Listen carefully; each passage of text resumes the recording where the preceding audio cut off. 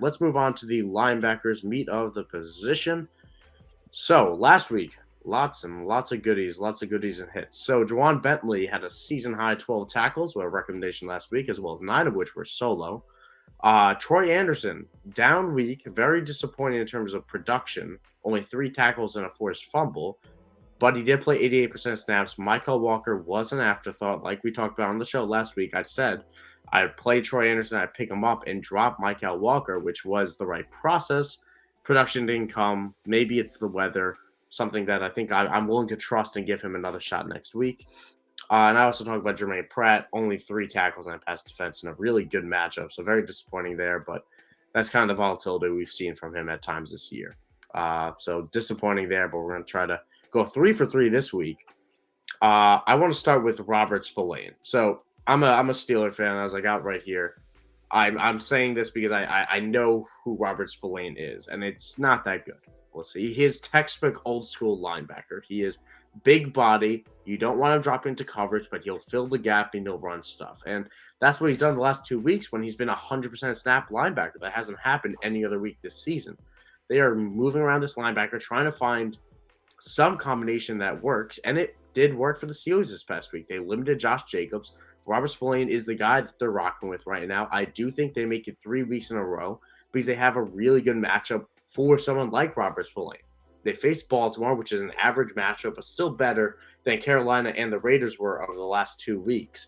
And Baltimore runs the ball. They're a very run-heavy team, especially without Lamar Jackson. So that shapes up well for Robert Spillane to fill the gap, do what he's been doing. He had 7 tackles in week 15, 12 in week 16.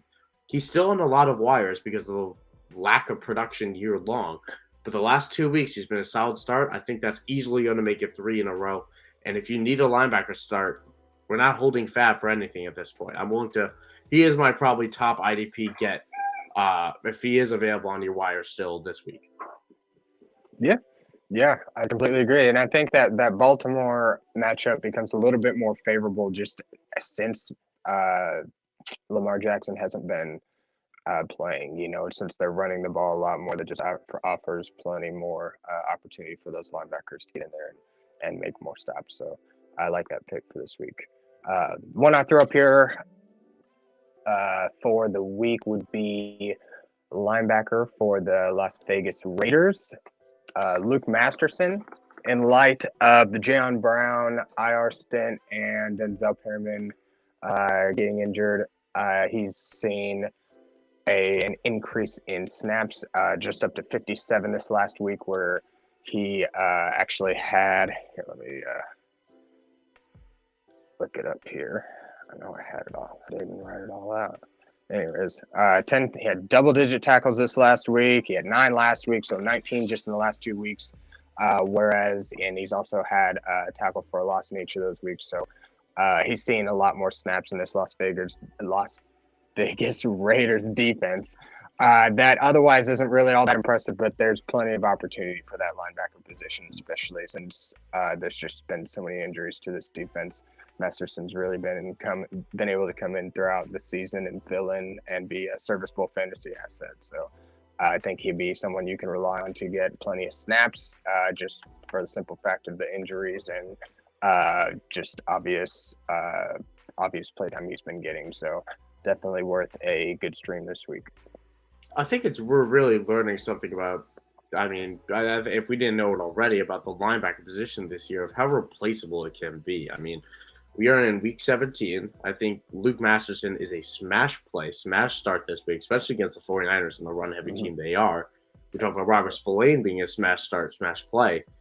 These are 100% guys all of a sudden that are available, because when somebody goes down, you put it incredibly well in your tweet the other day about IDP football, is when people go down, production goes up for other people. So Luke Masterson is onto a really important role right now. He had a season-high 84% of snaps this past week. Like you said, turned into 10 tackles. He's at 21 in the last 2 weeks, plus a TFL in each.